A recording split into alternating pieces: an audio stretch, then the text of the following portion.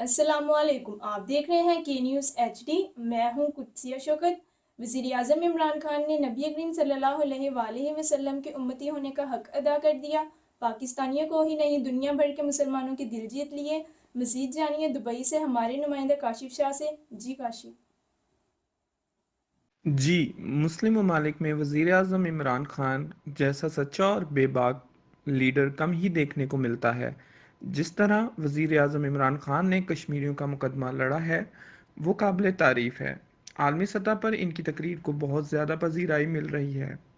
वज़ीर-ए-आज़म इमरान खान ने कलमा पढ़ कर कहा, हमारा ईमान है अल्लाह के सिवा कोई माबूद नहीं और हम लड़ेंगे, और जब दो एटमी ताकतें आमने सामने होंगी और इनमें जंग होगी तो इसके असरात पूरी दुनिया पर मुरतब होंगे, जिस पर हॉल तालियों से गूंज उठा।